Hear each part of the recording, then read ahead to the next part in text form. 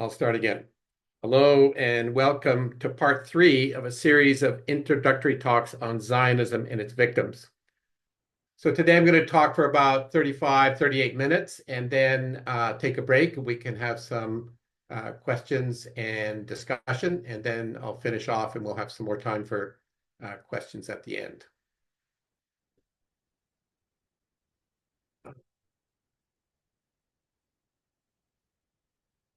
Today, we're going to look at the period between 1945 and mid-1949, when the fate of Palestine was decided in the court of public opinion at the United Nations. We'll also see how, as one writer put it, quote, Zionist colonization by patronage and purchase gave way to colonization by conquest and expulsion, with devastating results. By mid-1949, Palestine had been changed forever. Last week, our story ended in February 1947 with Britain declaring that it was going to refer the Palestine question to the United Nations. To understand what happened next, we must first backtrack 2 years. In March 1945, 6 Arab states, Egypt, Transjordan, Syria, Lebanon, Saudi Arabia, North Yemen, and Iraq, formed the Arab League, partly to strengthen pan-Arab unity. The League immediately declared its support for Palestinian independence. In this, they reflected mainstream public opinion in the Middle East. However, the League's commitment was tempered by several factors. The member states were newly independent and still depended on France and Britain. The autocratic leaders were also preoccupied with domestic concerns and maintaining power. And finally, they harbored different motives for supporting the Palestinian cause. In 1945, the Palestinian national movement was still recovering from the Arab Revolt. The Arab Higher Committee had been disbanded in 1939, and most of its members were in exile. On the local level, the few remaining groups were largely inactive and lacked unity and effective grassroots political leadership. In late August 1945, American President Harry Truman demanded that Britain immediately allow 100,000 European Jewish refugees into Palestine. By this time, a significant American pro-Zionist lobby had emerged, and public opinion, shocked by the Holocaust, favored a Jewish homeland in Palestine. However, America still refused entry to almost all Jewish refugees. Britain's Foreign Minister, Ernest Bevin, aware that increased immigration would be catastrophic, persuaded the Americans to help resolve the Palestine question. The resulting Anglo-American Commission of Inquiry began work in early 1946. In Europe, members visited displaced persons, or DP camps, where they talked to Jewish refugees who said they wanted to go to Palestine.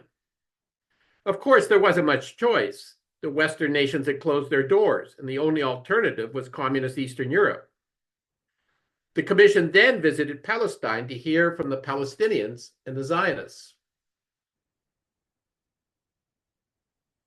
The Zionists cooperated, relentlessly advancing their agenda. By this time, Haj Amin al-Husseini was in Egypt, and the Arab Higher Committee had been resurrected. It boycotted the proceedings and called for the, quote, equal rights and self-determination that the UN Charter supported. The Anglo-American Commission was profoundly affected by the plight of the European refugees and recommended that their situation be linked to any settlement in Palestine. From then on, in the court of Western public opinion, a solution for the refugees overshadowed any attempt to address or resolve the just demands of the Palestinians and the root causes of the problems in Palestine. Events were driven by Holocaust guilt coupled with anti-Semitism on a worldwide scale, and partition and a Jewish state were on everyone's mind. After Britain referred Palestine to the UN in February 1947, UNSCOP, the United Nations Special Committee on Palestine, was formed and tasked to recommend a solution. In April, Palestinian Henry Kattan spoke at the UN, eloquently explaining the injustices of the Balfour Declaration and the Palestinians' desire for an independent and democratic Arab Palestine. In May, the Soviet Union unexpectedly declared that it favored partitioning Palestine. The Americans, who also favored partition, were alarmed at this Soviet attempt to become involved in the Middle East, as they considered it to be their sphere of influence. Americans became more determined to support a Jewish homeland that would be loyal to the West. Little thought was given to the Palestinians. In April, the UNSCOP members arrived in Europe to visit DP camps. They were all inexperienced and lacked any knowledge of Palestine. None were from Arab states, and none could be considered pro-Arab. All were in some way beholden to the Soviets or the Americans, and all were pro-partition. The DP camp visits were stage managed by the Zionists, and again they succeeded in linking a Jewish homeland with a solution to the European refugee problem. The committee then proceeded to Palestine, where the Zionists welcomed them. So here we see Palestinian protests at the arrival of the UNSCOP members.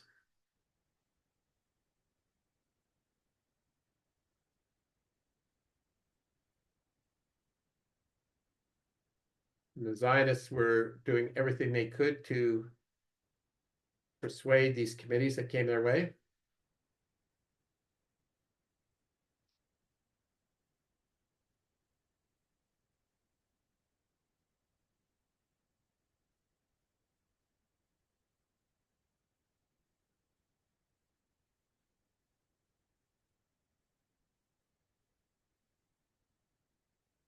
The Arab Higher Committee, however, viewed UNSCOP as hopelessly biased and boycotted its visit. Why were Palestinians expected to solve Europe's problems? Palestinians formed a two-thirds majority of the population and owned most of the land. Why should they give it to hostile European settlers, most of whom who had arrived in the last 20 years? Some say the Arab Higher Committee should have been pragmatic, recognized the importance of Jewish refugees, and being part of a settlement. However, for all its shortcomings, the Arab Higher Committee was accurately representing the wishes of the Palestinian people, who opposed sharing their land with the Zionists. Palestinian historian Walid Halidi observed, quote, "The native people of Palestine, like the native people of every other country in the Arab world, Asia, Africa, America, and Europe, refused to divide the land with the settler community. Palestinians rejected the notion that the UN could carve up their land and give it away against their will. Partition violated the core principles of the UN Charter that recognized the right of indigenous people to decide their destiny." Eventually, an Arab League delegation met with UNSCOP, but it was too little too late. UNSCOP members had developed a negative impression of the Palestinians and viewed the Arab Higher Committee as a political hierarchy ruled by a Nazi collaborator. They also correctly doubted the sincerity of the Arab League's commitment to the Palestinians. In early September, UNSCOP endorsed partitioning Palestine with the provision that Jerusalem remain under international supervision. The proposed maps awarded the Zionists 55% of the land, even though they were one-third of the population. The reasoning was that the Zionist state would grow with immigration. UNSCOP hoped that Britain would help implement the plan. The proposal was utterly divorced from reality. The borders were convoluted, and some said the map looked like a work by Picasso. And the Zionist portion was home to close to 500,000 Palestinians. What was to become of them? Were they to become resident aliens in a hostile state? Or were they expected to uproot their families and, quote, voluntarily transfer? And who was going to implement the plan? And lurking in the shadows was the unasked question: What right did the UN have to arbitrarily impose a solution that was contrary to the principles of the UN Charter? The Palestinians and the Arab League rejected the report, but the Zionists accepted it and lobbied aggressively for partition and statehood. They wanted all of Palestine, but they accepted that partition was a beginning and would provide legitimacy for statehood and allow uncontrolled immigration. Ben-Gurion observed, quote, "The Jewish state now being proposed to us is not the Zionist aim, but this will be a decisive step in bringing about the great Zionist aim. Borders will be determined by force and not by the partition resolution. There are no territorial boundaries for the future Jewish state." As well, the borders were clearly unworkable. After the British left, war would break out, and then the Zionists could grab more. The Zionists also knew that American President Harry Truman supported a Jewish homeland. Truman was more interested in domestic policies than foreign affairs, and his pro-Zionist advisors, the Zionist lobby, and public opinion polls had all convinced him that it was politically expedient to back a Jewish state. 2 years earlier, he had explained that he needed the votes. Quote, "I have to answer to hundreds of thousands who are anxious for the success of Zionism. I do not have hundreds of thousands of Arabs among my constituents." Rashid Khalidi writes that, quote, "There was no political cost and much benefit to calling for the surviving Jews to be liberated from the displaced person camps where they languished and sent elsewhere, specifically to Palestine, to obtain a state of their own there. The fate of the Palestinians was of no concern." During the next 2 months, the plan passed through several UN committees. After unsuccessful Palestinian involvement, the Arab League members began representing Palestinians at the UN and requested that the new International Court of Justice rule on the legality of partition. Nothing came of this, but a no verdict might have changed everything. By late November, the resolution was ready for a vote by the UN General Assembly. As the necessary 2/3 majority was by no means assured, the Americans and Zionists frantically lobbied and threatened the holdout countries to change their vote. U.S. Defense Secretary James Forrestal later confided, quote, "The method that is being used to bring coercion and duress on other nations in the General Assembly bordered on a scandal." On November 29, 1947, the UN passed Resolution 181, recommending that Palestine be partitioned. Jerusalem would be an international city.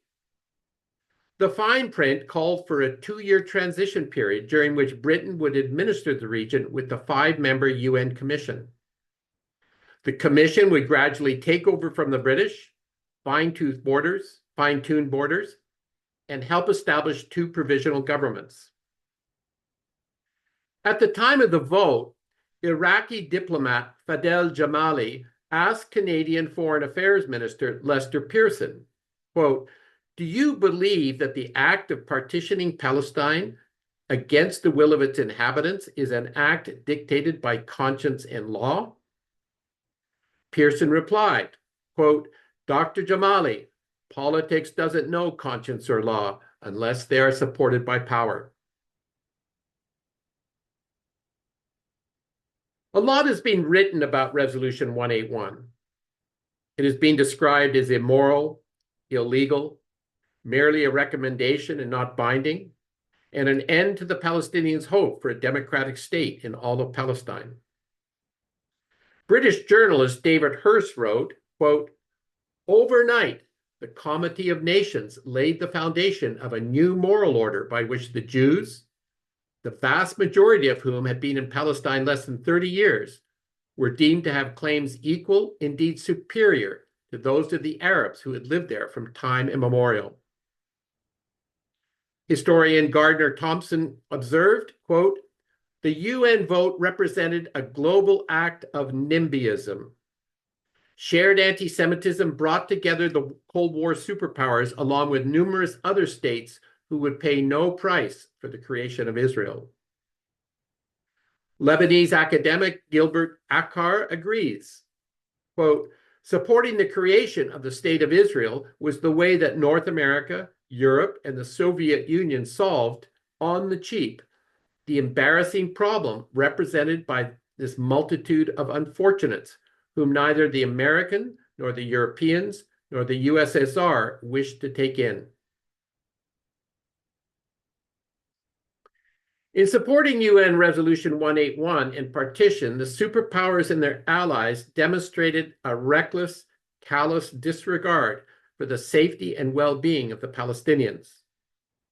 Historian Walid Halidi described the resolution as, quote, a hasty act of granting half of Palestine to an ideological movement that declared openly already in the 1930s that it wished to de-Arabicize Palestine. Historian Ilan Pape adds, the most immoral aspect was that the resolution included no mechanism to prevent the ethnic cleansing of Palestine. Where an ideology of exclusivity is adopted in a highly charged ethnic reality, there can be only one result: ethnic cleansing. Almost immediately, the plan began falling apart. The British had abstained at the UN vote and subsequently rejected the role of caretaker. They had no interest in a solution that one side had rejected. Partition was doomed, they felt, and so let the countries that voted for it try to sort it out. Meanwhile, they had suffered enough in Palestine, and it was time to leave with as little loss of life and prestige as possible. They therefore announced that they would not help implement partition and that the mandate would end on May 14, 1948, at midnight. By then, the last British soldiers would be gone. The Zionists rejoiced at this news and declared that the Jewish state would come into being on May 14 at midnight, the exact moment that the British mandate ended. The Palestinians and the Arab League put on a brave front, rejecting the resolution and vowing to oppose any attempt to implement it. However, they were increasingly crippled by infighting, rivalries, and betrayals. The Arab Higher Committee and other traditional leaders often seemed more committed to fighting each other than the Zionists. They were also abandoning their responsibilities. By December 1947, only one of 12 committee members remained in Palestine. Haj Amin al-Husseini had also lost the confidence of the Arab League. The Arab League leaders had their own problems. Each remained mindful of his colonial overlords and maintaining a grip on power. Domestic calm trumped any concerns about Palestine. They were also aware that their armies were no match for the Zionist forces. Most were glorified police forces, poorly equipped and lacking combat experience. The leaders had no stomach for a war and instead hoped for a political solution. If they continued making bellicose threats, perhaps the British or Americans would intervene.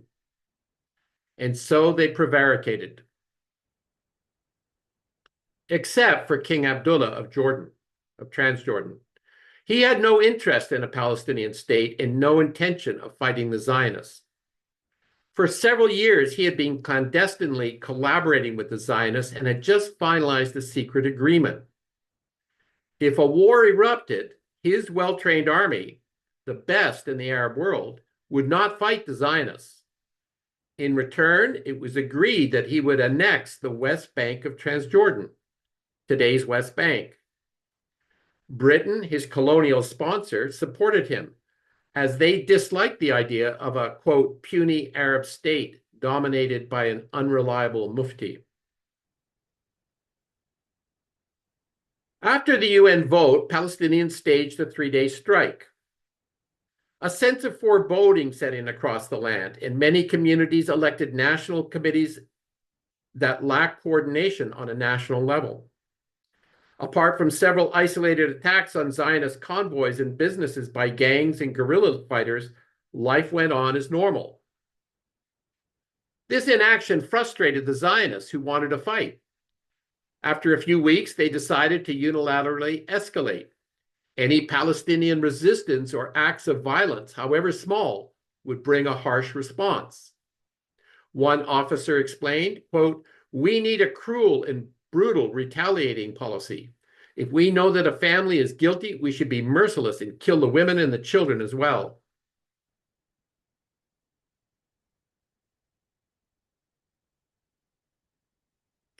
So this is one of the vehicles that was bombed during this time.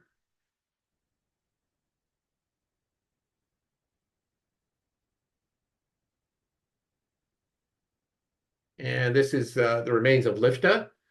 And today, these remains, these ruins are almost in the middle of Jerusalem, very, very, very much in the built-up area. And you, when I was there last year, you drive by and you see it. It's right there in the midst of all this modernity. Are the ruins of this village, and sort of a witness of what the Zionists did many decades ago.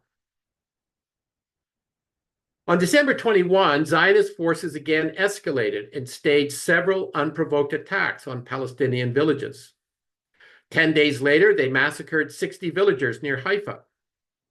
The British refused to intervene, and law and order collapsed. It took the Zionists a while to mobilize and coordinate their forces, and there were some setbacks, but they never doubted their ability to defeat the Palestinians and the Arab armies. Conscription had been introduced, arms purchases had been increased, and their army, the Haganah, was combat tested, well-armed, well-trained, and ready for battle. With the new year came increased fighting. Palestinian forces initially numbered about 4,000 and rose to 8,000. The Arab League organized a small Arab Liberation Army of volunteers who began entering Palestine in January. Like their Palestinian counterparts, they were brave and committed, but poorly trained, poorly armed, and unorganized. During the next few months, they and the Palestinians fought bravely, but the Zionists gradually prevailed.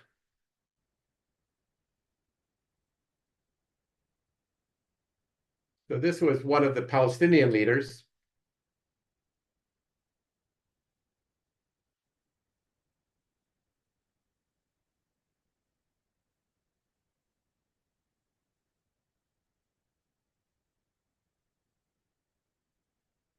And this is his funeral. You can see the dome in Jerusalem. You can see the Dome of the Rock there in the background.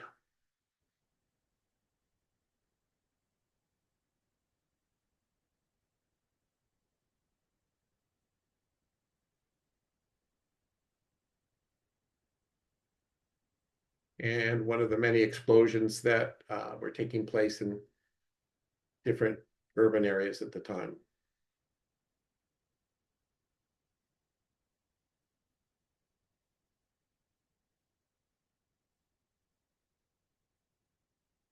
On March 10th, the Zionist leaders finalized Plan Dalat, a broad military strategy rooted in Zionist ideology.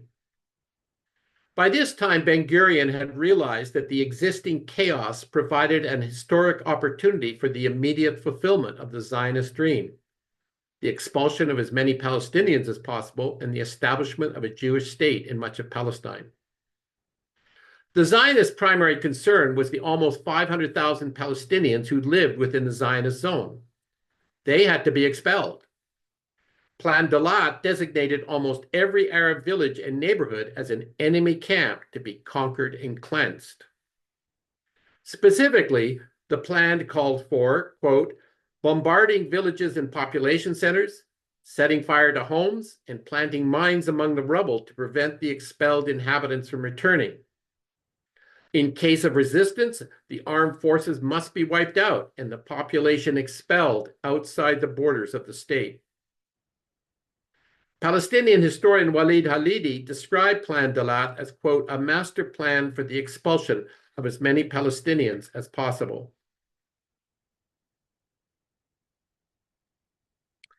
The Zionist planners made use of the village files, which had been compiled several years earlier. Jewish hiking groups of young people had traveled the countryside, mapping Palestinian villages and neighborhoods. Informants had identified village leaders and any hostile Palestinians, including fighters from the Great Revolt. Each village was assigned a, quote, index of hostility. By late 1947, detailed reports existed on almost all Palestinian villages. The Zionists, aware of the international uproar over the fighting, worked quickly to implement Plan Dalat.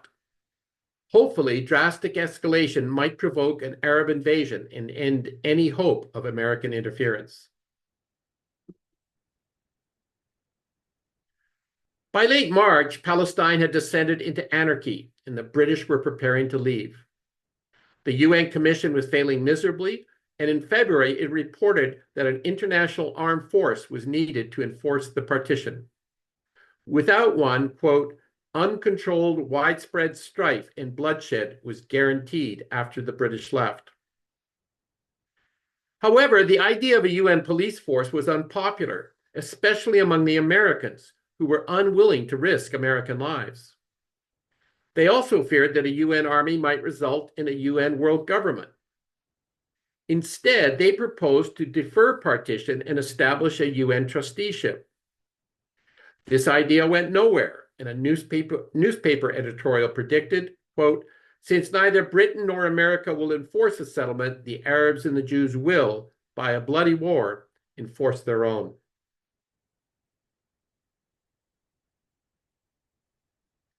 The Zionist campaign of expulsion began in earnest on April 5th.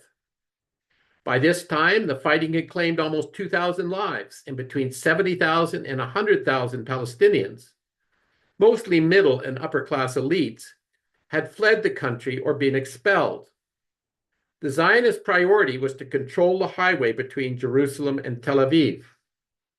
Here you can see the highway, and the Palestinians had blocked it. Jerusalem was home to 100,000 Jews and almost surrounded by the Palestinian zone. 20 Arab villages along the highway were to be captured and destroyed. The fact that the villages were all outside the Zionist zone made no difference. So here you can see between Tel Aviv and Jerusalem, you can see a red line there, and that more or less corresponds to the highway between the two cities. The Zionists attacked the first village on April 6th. A day later, fighters from the two extremist Zionist groups, the Irgun and Lehi, began planning an attack on the neighboring village of Deir Yassin. Irgun and Lehi had led the terrorism campaigns of the mid-1940s and were commanded by two future Israeli prime ministers, Irgun by Menachem Begin and Lehi by Yitzhak Shamir. So here we have a map of the Jerusalem region, and the area encircled by the orange, that was going to be the international zone to protect, safeguard the holy sites. And you can see Deir Yassin is up in the top left there, marked in yellow. So it was only probably 5 kilometers from the old city of Jerusalem, quite close. And then you can see just above it, the black line, and that is the highway between Jerusalem and Tel Aviv. So it wasn't really close to the highway.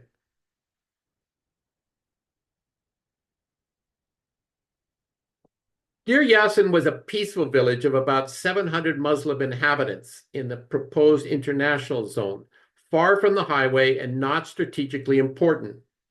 The villagers wanted to coexist with their Jewish neighbors, and a Zionist intelligence report stated that they, quote, were not interested in harming the Jews and that they are men of peace.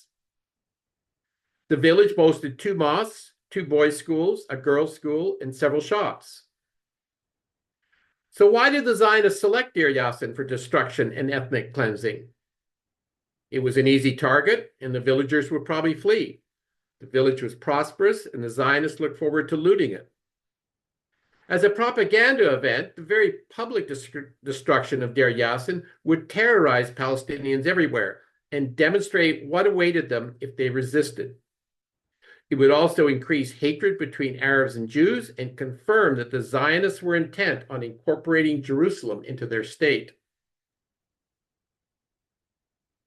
On April 8th, the Zionist fighters confirmed their plans to rob and expel the villagers, kill all the men and anyone who resisted or refused to leave, and loot the village. The following day, they launched a pre-dawn attack. Contrary to their expectations, the villagers resisted. A fierce gun battle ensued, and after a few hours, the Zionists began going door to door, killing everyone. One observer later recalled, quote, "We went into houses. In the corners, we saw dead bodies. Almost all the dead were old people, children or women, with a few men here and there. They stood them up in the corners and shot them. In another corner, there were some more bodies. In the next house, more bodies, and so on. The Irgun fighters were robbing and stealing everything: chickens, radio sets, sugar, money, gold, and more. Each fighter walked about the village dirty with blood and proud of the number of persons he had killed." That afternoon, the Zionists loaded some of the surviving men, women, and children into trucks and paraded them through Jewish quarters of Jerusalem, where they were humiliated. Some were released into Arab neighborhoods to sow panic, and 50 newly orphaned children were left at the Jaffa Gate in the Old City. About 25 men were then executed in a quarry near Deir Yassin. The Arab authorities in Jerusalem begged the British to stop the massacre. However, with their departure from Palestine just weeks away, the British commander refused. He would only risk British lives for British business. A few more images from Deir Yassin.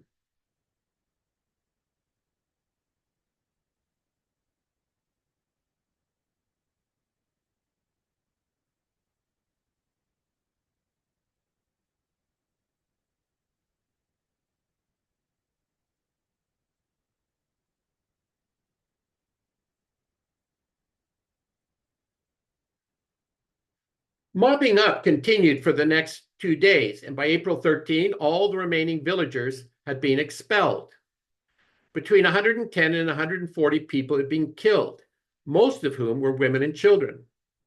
In the following days, accounts emerged of rape and sexual abuse by the Zionist fighters. Menahem Begin described the massacre as, quote, "a splendid act of conquest." He wrote to his officers, quote, "Tell the soldiers you have made history in Israel with your attack and your conquest. Continue thus until victory. As in Deir Yassin, so everywhere we will attack and smite the enemy.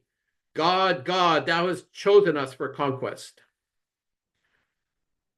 The Deir Yassin massacre had immediate and far-reaching effects. The Zionists broadcast news of the massacre widely, inflating the number of dead and confirming that a similar fate awaited any Palestinians who did not flee. Palestinian morale collapsed, and the stream of refugees became a flood. The Palestinian leaders also publicized the massacre, hoping the people would rise up in arms and that the international community would intervene. This worked partly as outrage in Arab countries provoked the Arab League to hasten its plans to intervene. During the months and years that followed, Deir Yassin became a byword for Zionist brutality and ethnic cleansing. So a few more images. So it's a postage stamp commemorating Deir Yassin.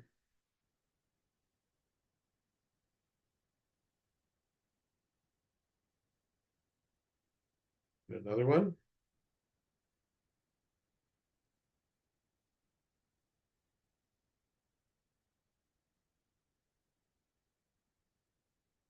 So on the right, you can see that was what Deir Yassin looked like in about 1950. And then on the left, you can see the same street today.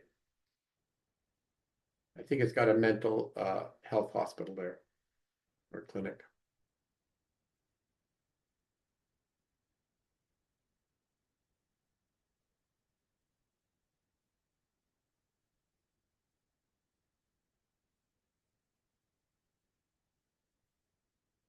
And then a few days after that, the Zionists attacked the village of Colonia.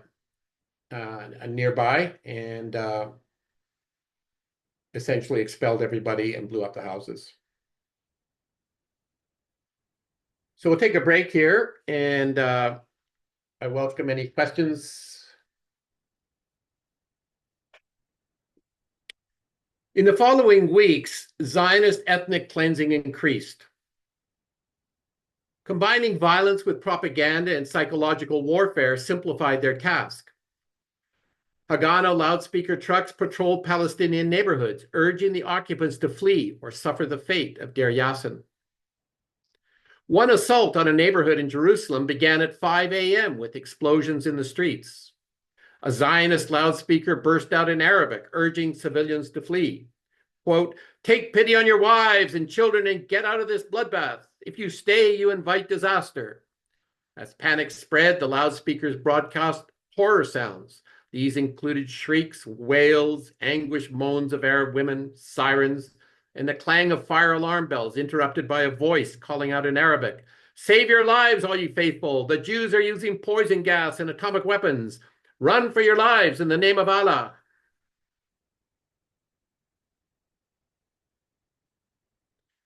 This campaign of terror succeeded, and during April and early May, Zionist forces expelled Palestinians from the cities of Tiberias, Jaffa, Haifa, West Jerusalem, Acre, and Safed. These cities posed no threat, but the residents were expelled anyway. The Zionists also poisoned some water supplies and created a typhoid epidemic in Acre.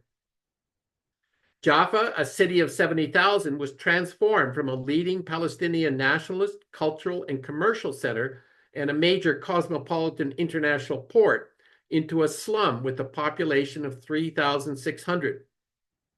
Haifa's Palestinian population of 70,000 was reduced to 2,600. During the expulsion of Haifa, the Zionist commander ordered, "Kill any Arab you encounter."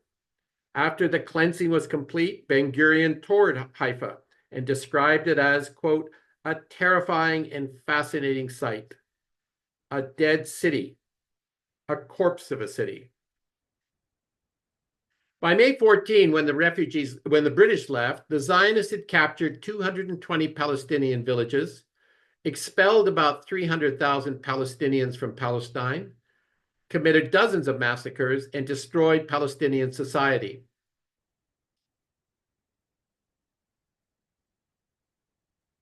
So here we have some of the refugees leaving Haifa, and they're going up the coast to Acre, and a British soldier is watching but not doing much. And the British actually collaborated with the Zionists in Haifa. It came out, it was quite shameful.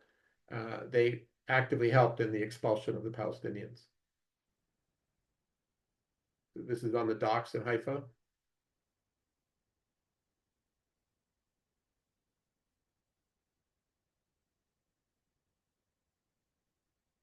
And these are some Zionist fighters in Haifa.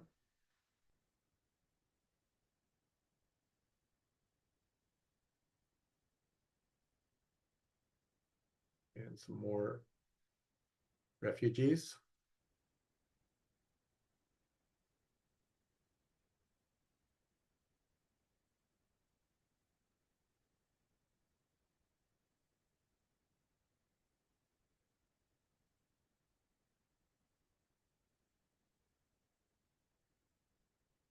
On May 14th at midnight, the Zionists celebrated the birth of their new state, Israel.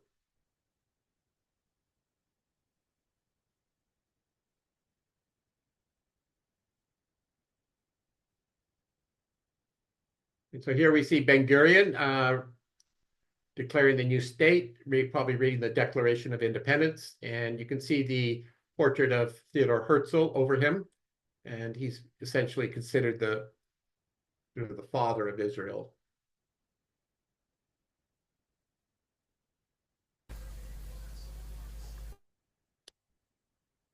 So 11 minutes after the declaration of the new state, the United States recognized Israel.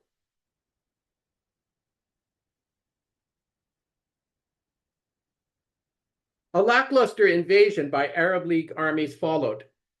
The troops were ill-prepared, as the decision to invade had only just been taken.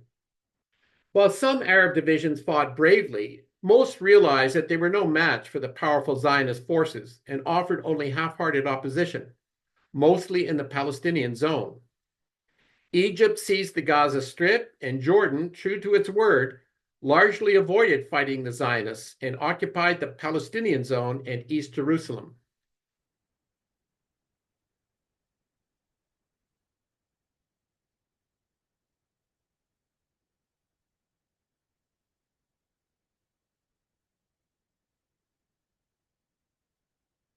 Undaunted, Israel continued its campaign of terror, concentrating on villages.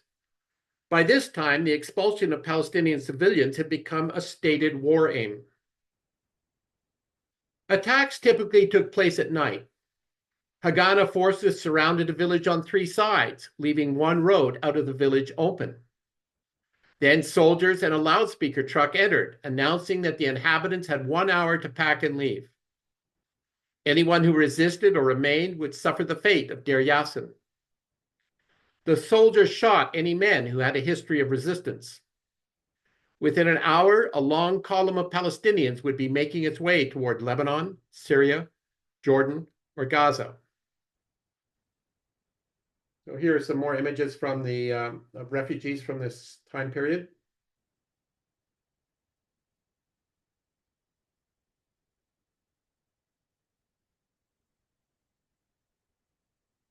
So these are Israeli forces attacking a village, Palestinian village.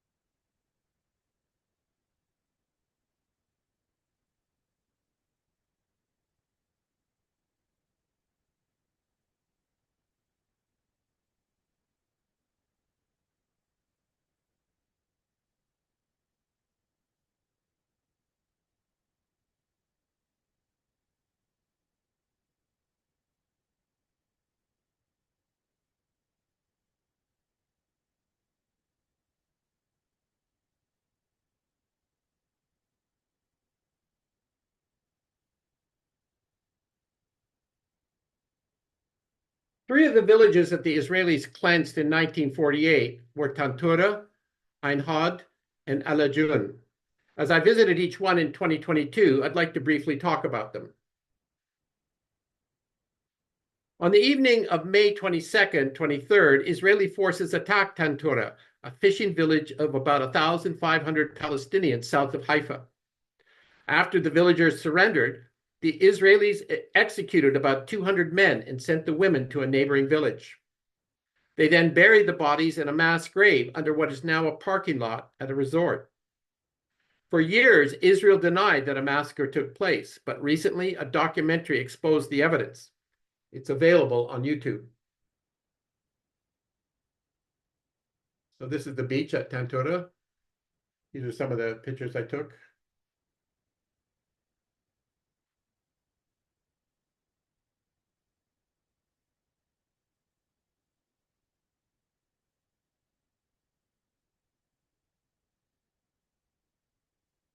I didn't take this one, but you can see the parking lot in the middle of the picture. It's got some water in it. And that is, they believe the mass grave is under that.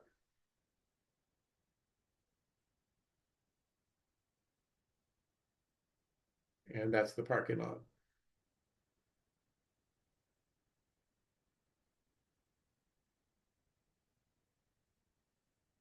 And these are some archival images of the women who had been expelled from Tantura.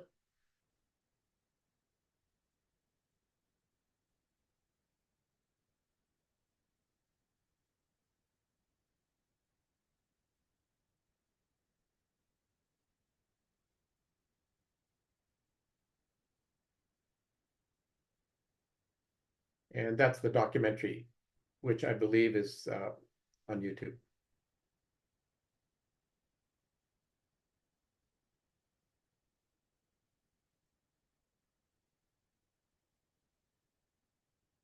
Ein Hod was a centuries-old Palestinian village overlooking the Mediterranean just south of Haifa.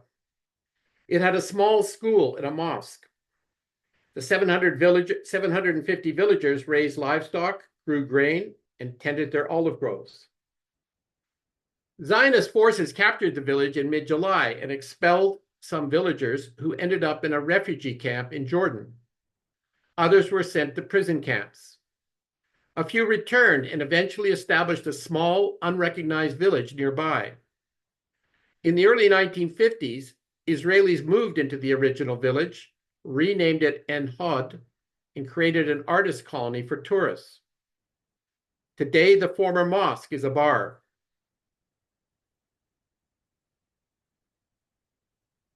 So that's at the entrance of the village, and you can see the Hebrew name there. They've changed it.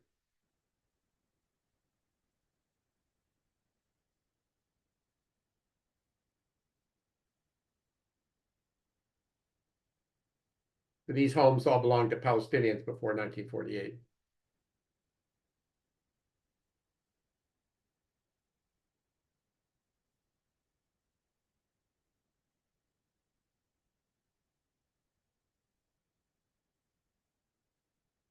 You can see the Mediterranean there in the background.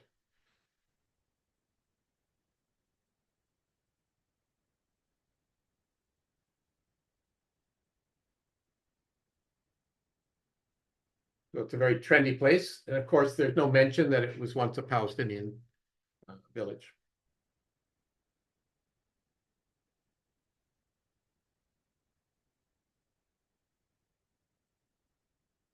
So Al-Ajun was a 1,000-year-old village just north of the Palestinian city of Fahim in central Israel.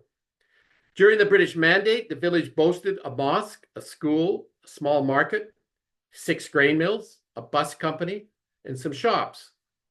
It was in the Palestinian zone. In late May, the Israelis attacked, expelled the villagers, and blew up most of the buildings. Today, all that remains are a few ruins and the tomb of a resistance fighter.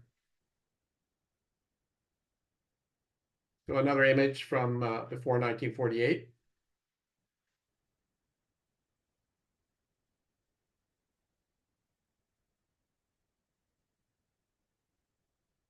So this is what it looks like today.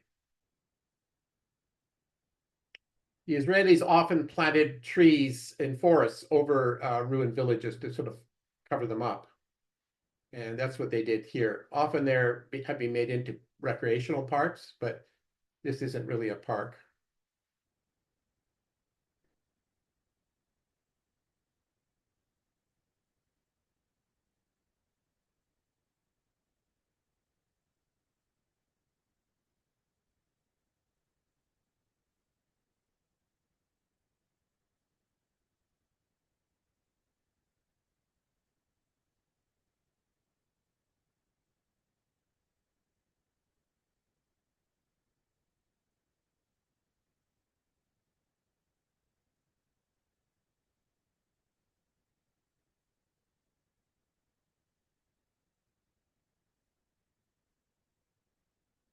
This is the resistance fighter, his tomb.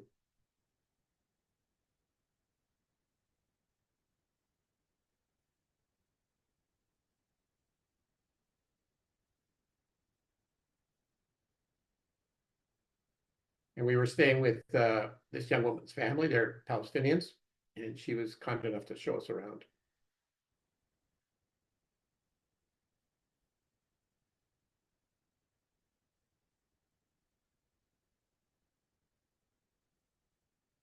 So those pictures were taken in 2022, and the following year, our host sent me these pictures.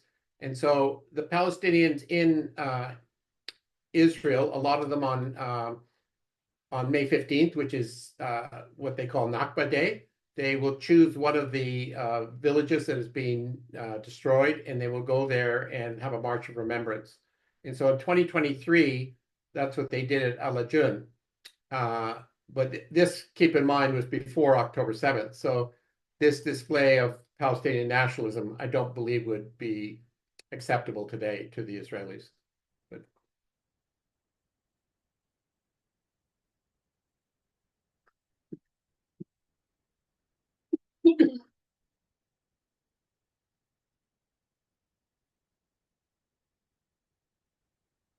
here's a short video clip.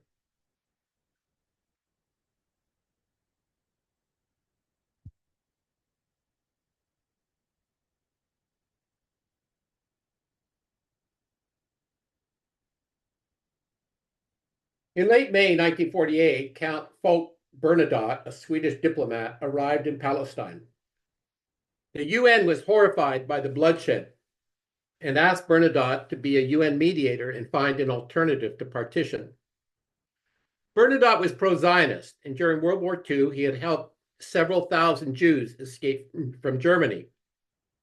He quickly organized a truce that started on June 9th. So in Jerusalem, there's the Yad Vashem Holocaust Museum, and they have there in an outdoor portion one of the buses that Bernadotte used to help Jews escape from Nazi Germany during World War II. So he's considered one of the righteous Gentiles, they call them, people who have helped the Jews, especially during World War II. During the 7-week truce, the Israelis set up a transfer committee to decide which abandoned Palestinian villages should be destroyed and which should be immediately settled with Jewish immigrants.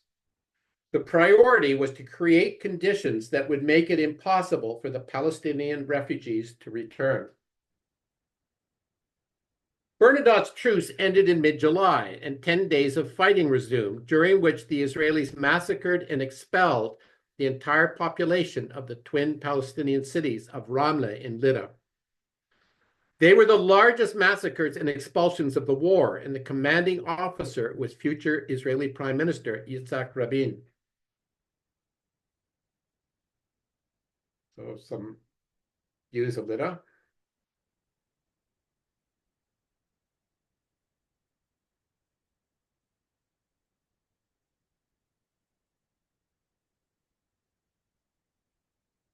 After 4 days of fighting, the Israelis killed nearly 500 residents, and Rabin signed a military order stating, quote, "The inhabitants of Lydda must be expelled quickly without regard to age." Over 70,000 were expelled to Ramallah in the West Bank. The people of Ramle had trucks and buses, but the people of Lydda had to walk.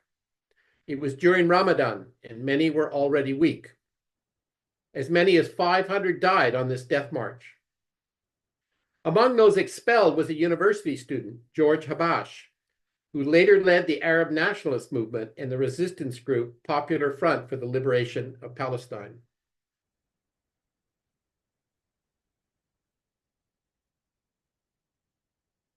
So here are some images from that expulsion.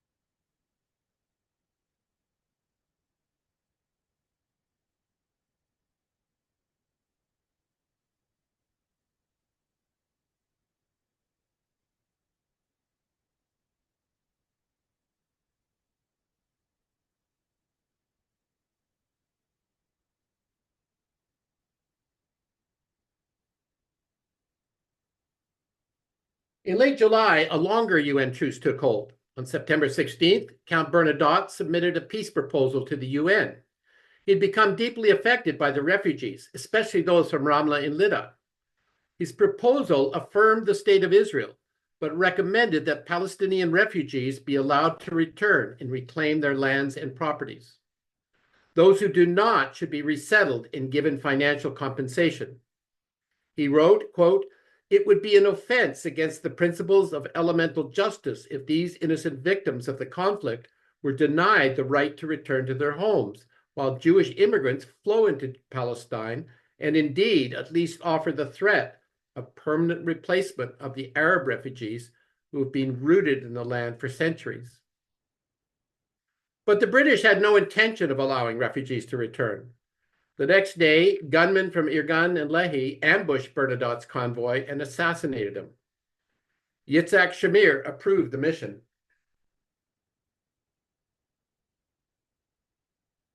The Israeli government tried to distance itself by arresting some members of Lehi. However, no one was charged, and those arrested were granted amnesty. The killer of Bernadotte later became the bodyguard of the Israeli prime minister. So here we have Shamir. This is a British wanted poster from a few years earlier when the British were still there. And Shamir was one of many Zionist people wanted for terrorism charges.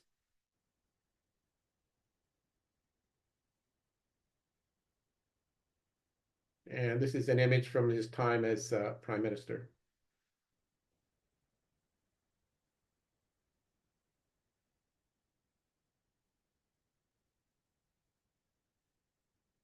I came across this recently, newspaper clip from 1991. And in it, Shamir, in an interview, was saying that terrorism was acceptable for the Zionists because they were fighting for their land, but not for the Palestinians, as they were fighting for land that was not theirs. And he said, "This is the land of the people of Israel." So that's how he justified terrorism on the part of the Zionists, that anything was acceptable because they were fighting for their land.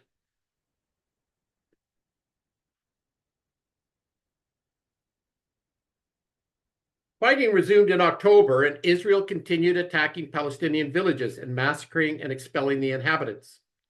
Prime Minister Ben-Gurion declared, quote, "The only task left for the Arabs in the land of Israel is to flee." The Israeli leaders marveled at the success of the expulsions and vowed to prevent the refugees' return. Jaime Weizmann referred to the expulsions as, quote, "a miraculous clearing of the land." Foreign Minister Moshe Sharett declared that, quote, "they were the most spectacular event in the modern history of Palestine. The return to the past is unthinkable." Another leader said that, quote, "accepting Arab refugees is a prescription for war." Ben-Gurion affirmed, quote, "there are no refugees. There are only fighters who sought to destroy us." The Transfer Committee continued inspecting Palestinian villages and deciding which should be repopulated with Jewish immigrants. In the empty Palestinian towns of Ramla and Lida, over 16,000 Jewish immigrants were settled in 1 year. Altogether, about 150,000 immigrants were settled in Palestinian homes. Looting of Palestinian possessions became a national problem. Quote, "The urge to grab had seized everyone," noted one reporter. At one point, Ben-Gurion said, quote, "it seems that most Jews are thieves."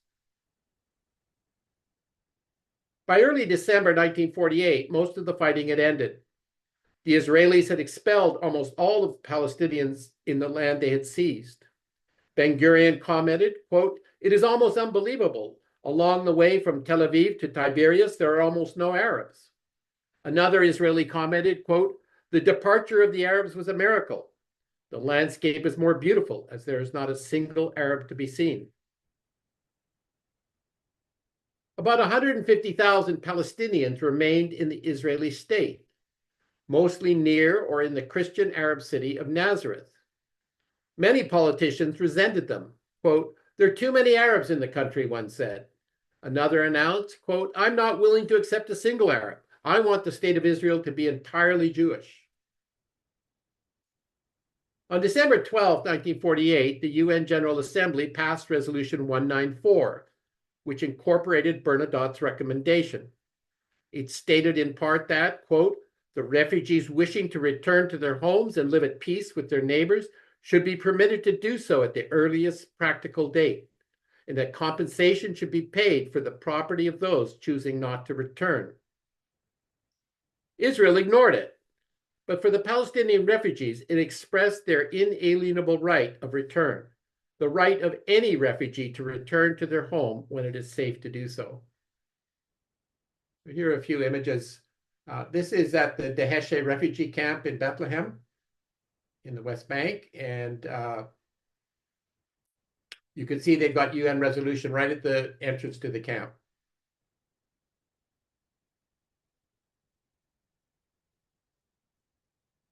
So they haven't given up. This is at Ida camp, also in Bethlehem, and you can see the key has on it 194, referring to the resolution, and we will return.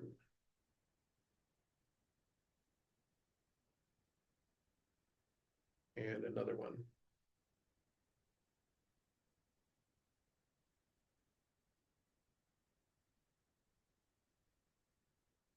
In early 1949, Israel finalized ceasefire or armistice agreements with Syria, Lebanon, Transjordan, and Egypt. None of the Arab states wanted to keep fighting. Jordan annexed the West Bank and East Jerusalem, and Egypt occupied the present-day Gaza Strip. The border between the West Bank and Israel became known as the Green Line. In May, Israel was admitted to the United Nations, even though it had not declared its external borders. You can see that West Bank and Gaza are outlined in green, and that is a term that is nowadays used to refer to the internationally accepted border. It's really just what was decided on in the armistice agreements. It was never officially decided to be Israel's borders. Israel has never actually declared its borders to this day.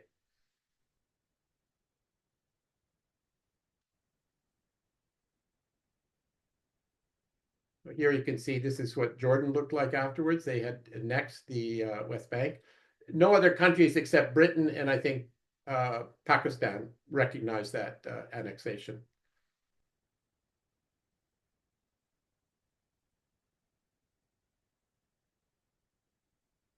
And so here you can see a map of Jerusalem, and the green line goes right through it. To the left is West Jerusalem, which was predominantly Jewish, and East Jerusalem was Palestinian. It goes right through the middle of the city, and there was only one crossing point for the next 18 years where you could go back and forth. And of course, you had to have a pass and things like that. And so this is a view from the wall of the old city of Jerusalem, and the green line more or less went along the top of the wall. So on the right was East Jerusalem in the old city, and so you would have Jordanian soldiers would be up there, and then looking left, that was a no man's land of about 300 or 400 meters, and then there was West Jerusalem. So that was literally the green line went right through the middle of the city.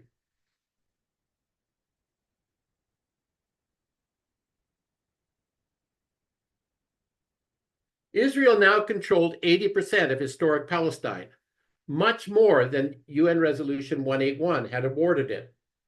In 18 months, Israeli forces had committed over 100 massacres, killed nearly 15,000 Palestinians, ethnically cleansed dozens of urban Palestinian neighborhoods and over 400 villages, and driven more than 750,000 Palestinians from their homes and villages into Gaza and neighboring countries, where they suffered as stateless refugees. This massive upheaval became known in time as al-Nakba, or Arabic for a catastrophe. So here you can see how much more of the land that the Israelis took than what was awarded to them by the UN. Much has been written about the causes of the Nakba. Mordecai Baran, an Israeli army officer, offers one of the most candid admissions. Quote, "One must simply acknowledge that the tragedy would not have occurred had the Zionists never arrived in Palestine. If the Jews at the end of the 19th century had not embarked on a project of reassembling the Jewish people in their, quote, promised land, all the refugees languishing in the camps would still be living in the villages from which they fled or were expelled. And one must realize that when people flee out of fear and terror, their flight is hardly voluntary. So a few more images of the refugees in the camps. There were refugee camps in Gaza and in the West Bank, and then Jordan and Syria and Lebanon.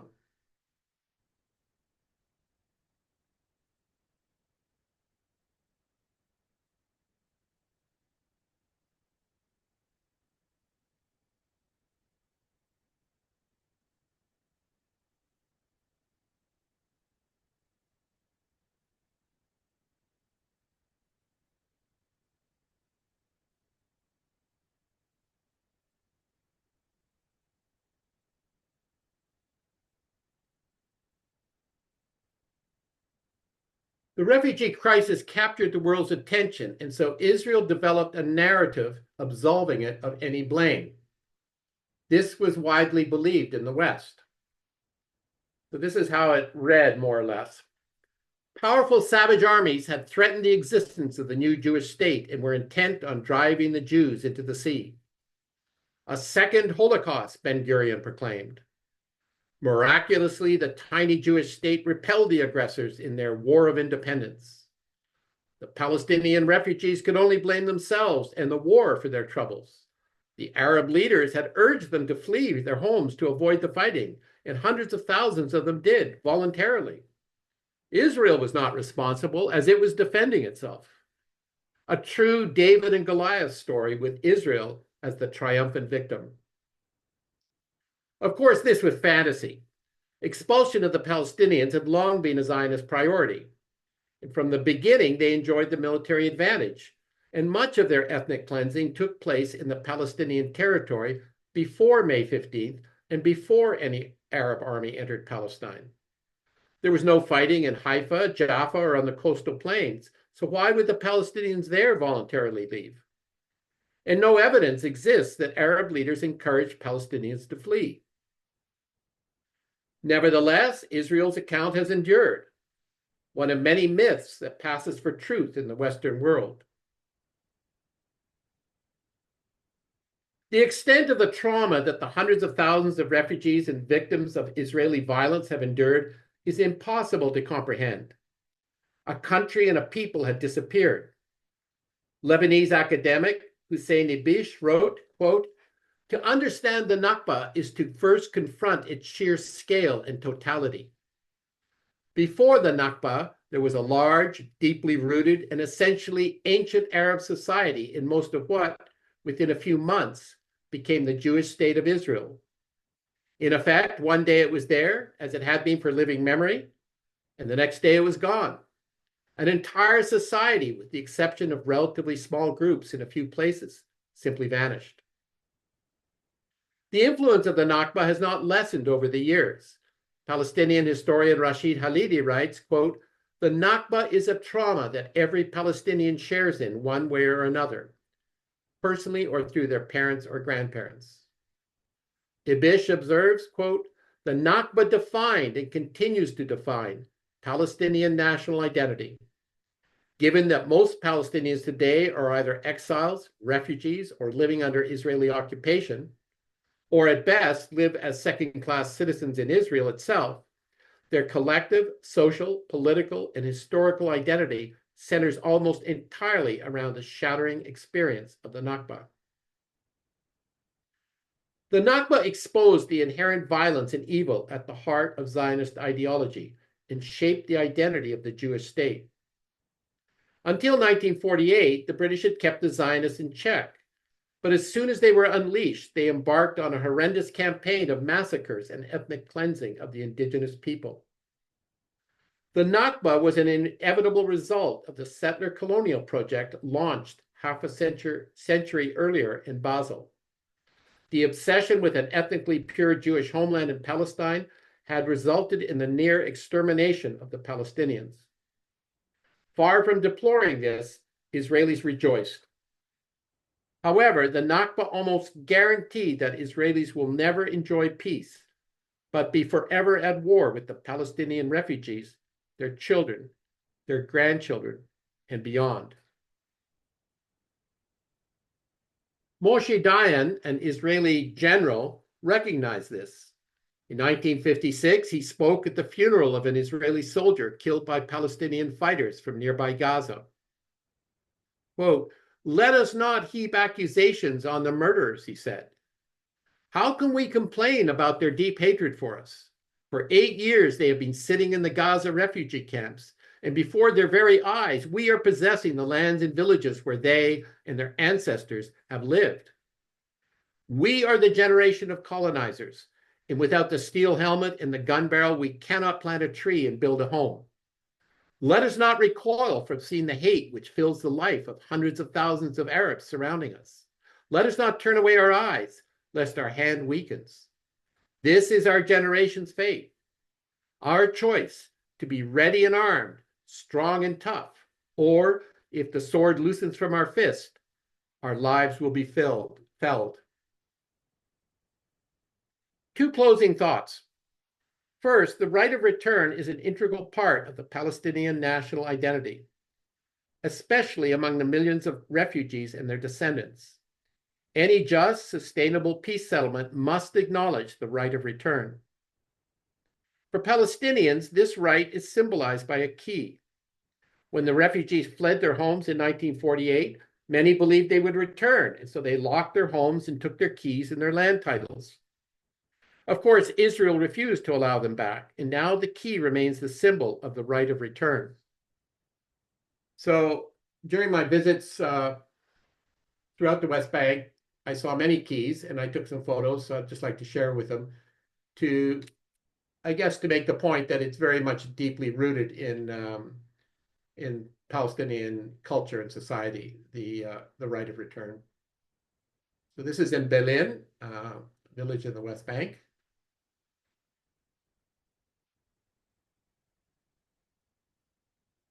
This is in Ramallah. It was May 15th, the day that they were commemorating the Nakba.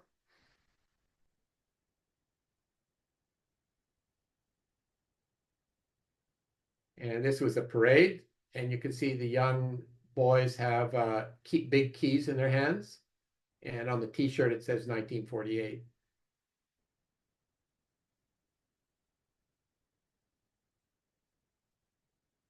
And a banner.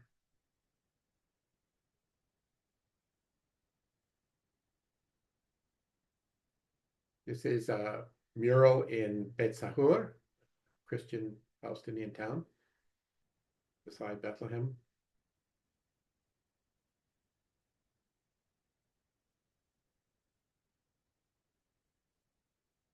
And in Ramallah.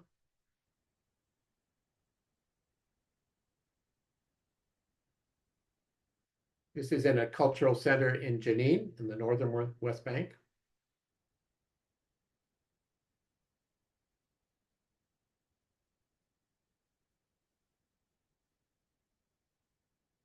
And this is just outside Al Farah refugee camp, just south of Jenin. And you can see in that sort of slab in the middle of the square there is a long, thin key sticking up out of it.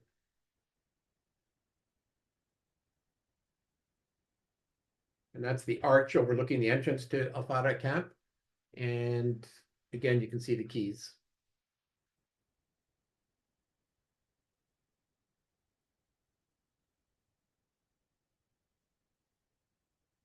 Wall art.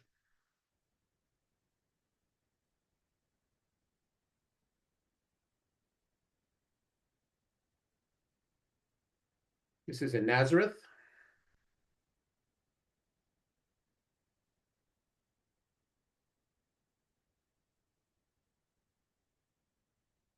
This is outside Balata camp in Nablus.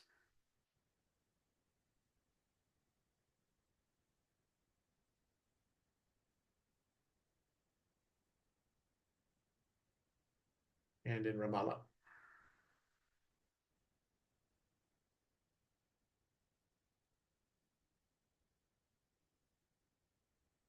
And this is outside Ida camp, and the writing says, "No peace without justice, and no justice without return."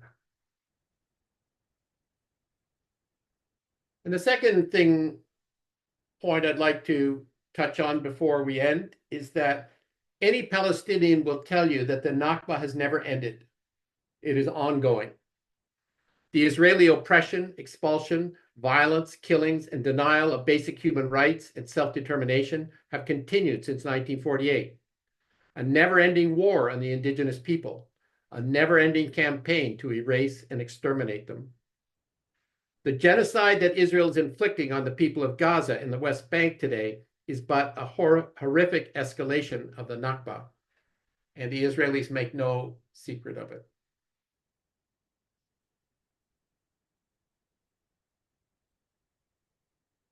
I'll just let you look at those.